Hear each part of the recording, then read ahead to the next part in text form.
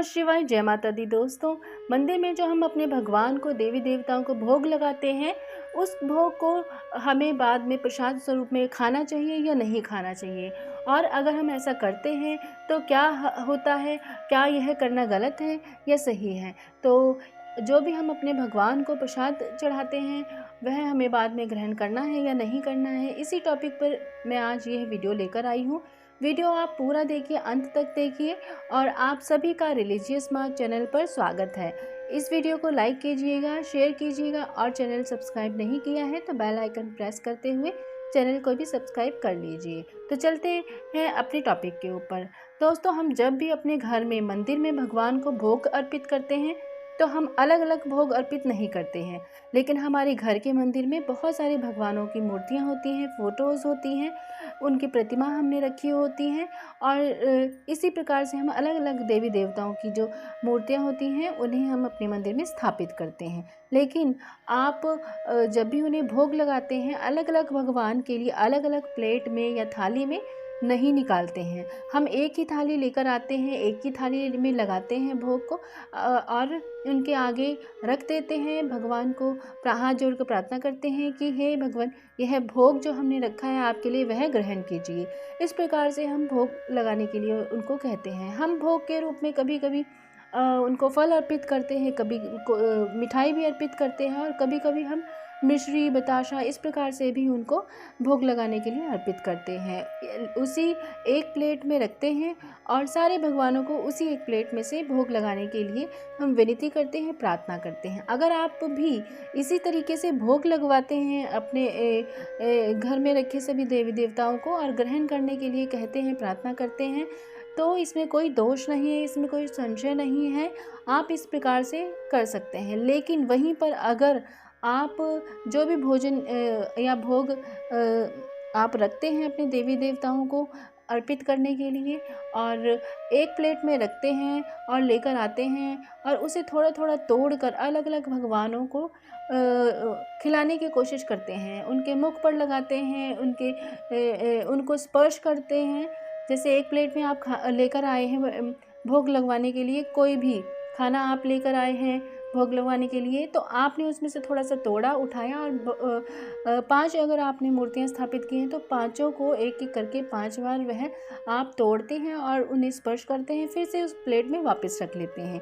अगर आप इस प्रकार से करते हैं, अलग अलग भगवानों को अलग अलग आप एक ही प्लेट में रखकर अलग अलग भगवानों को आप भोग लगाते हैं, वापस उसी प्लेट में वह मूर्ति से स्पर्श करा के रख लेते हैं, तो ऐसे प्रसाद को आपने ग्रहण नहीं करना होता है, ऐसे प्रसाद को आपको नहीं खाना होता है, अन्यथा आप इससे आपके दुष्परिणाम भी मिल सकते हैं। लेकिन देखिए, भगवान तो हमारा कभी बुरा नहीं करना चाहेंगे, लेकिन एक हर पूजा की एक हर तरीके से विधि होती है हर कार्य करने की। लेकिन ये जो भोग लगवाने की विधि होती है भगवान के आगे, जो हम भोग लगाने के लिए रखते हैं प्रसाद को, वह हमें किस प्रकार से रखना है वह जानिए। देखिए, जब भी आपने भोग लगाने के लिए कोई भी रखना है, आपने भोजन रखना है, मिठाई रखनी है, या कुछ भी आप लेकर आए हैं, तो आपने उसको प्लेट में लेकर लाना है और भगवान के आगे मंदिर के सामने रख देना है, और हाथ जोड़कर उनसे प्रार्थना करनी है कि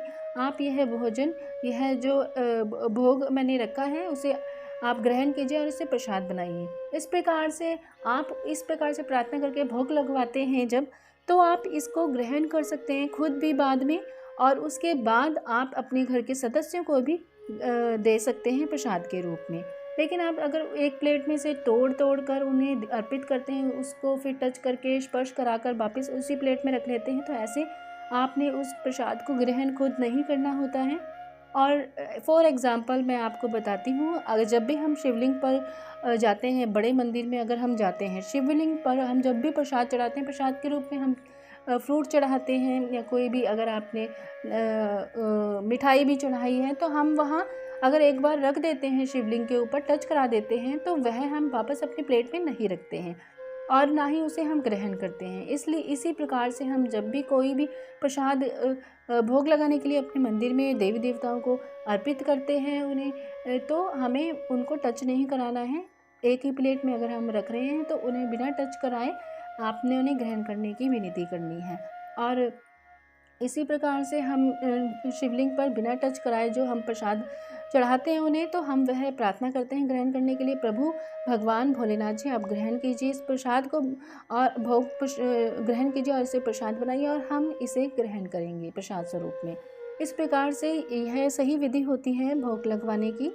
और अगर आप इस प्रकार से भोग लगवाते हैं तो आपको परेशान होने की कोई ज़रूरत नहीं है।